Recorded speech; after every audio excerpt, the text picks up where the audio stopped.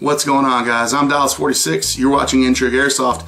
Wanted to try something new today, a little question and answer, a little Q&A. This is something I hope will become regular in the future, so make sure you leave your questions in the comments below, and hopefully I'll get a chance to answer them as we go into this. Here we go.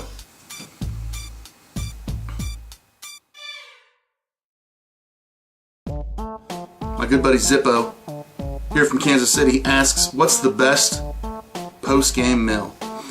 Well, I like to get my post-game meal out of a can for the most part, if you know what I mean. Alright, but seriously, best post-game meal, I would say, that's a tough question, man. If you're on the health kick, obviously you want to do something that's not too greasy, not too fatty.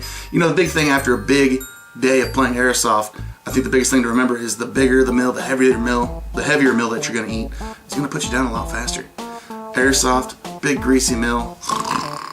So if you got a long night ahead of you, you know, Saturday you play all day, Saturday night it's time to hang out with your non-Airsoft friends, I'd say go healthy, man. Go for a nice chicken salad, something big like that, like a man chicken salad. Not no punk chicken salad, like a man chicken salad. Bacon bits. Next up, we get a question from my friend Spartan Leah over at Spartan Imports. She asks, how many guns is too many? That's a pretty good question. How many guns is too many? You know, myself, I've got at least a dozen operational guns and maybe 4 or 5 that aren't. From a competitive, avid playing, avid player side, I would say if you have so many guns that some of them are sitting around starting to collect dust, that's kind of a shame. You know, you never want to have a good airsoft gun, AEG, gas blowback, whatever, sitting around collecting dust. So if you do, maybe that is too many. On the other side, you know, if you've been playing a long time, you start to kind of acquire a collection. And I'm also a collector myself. I've got, some Tokyo Marui guns that are kind of hard to find now. Some classic guns that you really can't find that might not even be working anymore, but I still keep them on the wall. So kind of a hard question. I would say if you're just getting into it, how many guns is too many? If it's getting to the point where, like I said, they're collecting dust, and that is kind of a shame, for a good airsoft gun to be sitting there, not in use, not being loved, not getting the love and affection it deserves, then maybe that is too many. On the other side, if you're a collector, you've been into this for a while, then I don't know, man. Maybe the sky's the limit. I think that's up to player interpretation or collector interpretation. Spartan Lee again, she's got another question for us. What are your thoughts on full auto?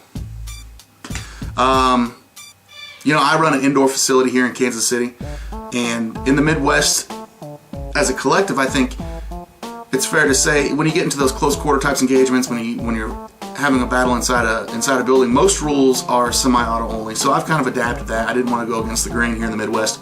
However, full auto is awesome. I think that's the reason a lot of guys came over to Airsoft or to check Airsoft out, is because that full auto feature on your Airsoft gun. I mean, nothing's more fun than laying down, 10, 20 BBs in a burst. That's a good time, just saying.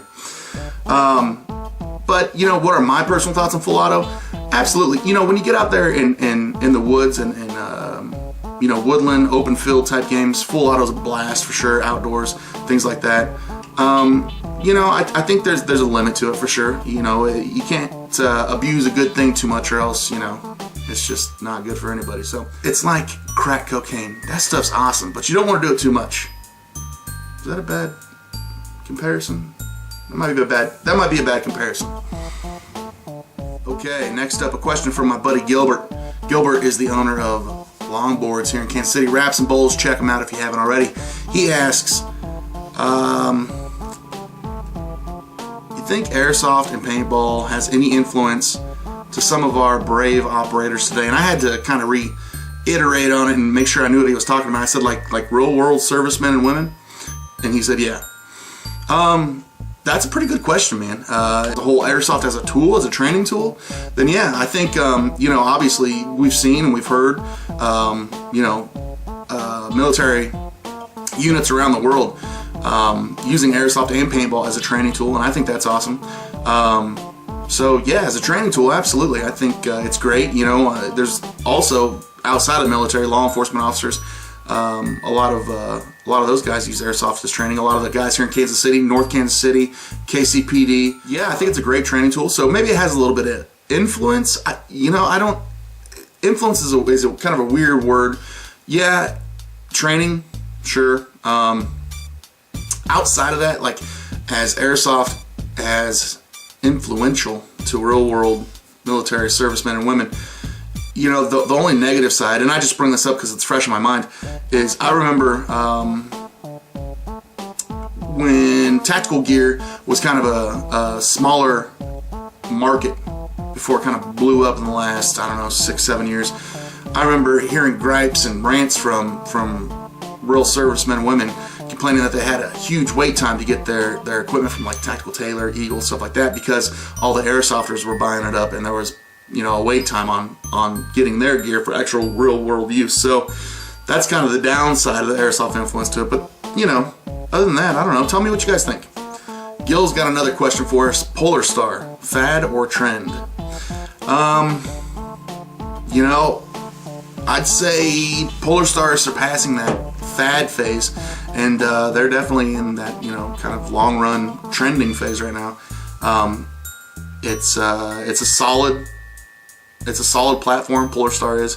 If you guys haven't seen one up close, they're a lot of fun to shoot. You know, they're running that external airline and that external air rig, which is kind of a turnoff for some players. And then also the other turnoff is that, you know, you can draw the similarities between it and a paintball gun, things like that. But Polar Star, I've gotten the chance to shoot one. I don't own one myself. There's a few players here in Kansas City. The quick trigger reaction time on semi-auto is awesome. I love that feature.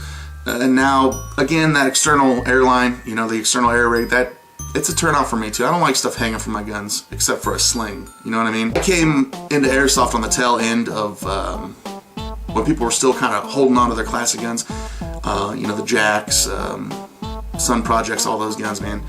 And some of those guys were running external air rigs on it, and it was just kind of like, ugh, why would you run that when you can, you know, throw your battery in your gun? It's a self-containing operational unit in an AEG. So, I don't know, that's just kind of my thoughts.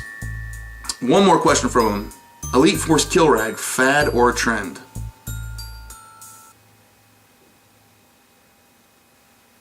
Okay, our friend Thumpy Covey from over at Thumpy's 3D House of Airsoft over on Scoop It. Make sure you guys check him out. He's always got the latest and greatest news and stories about airsoft.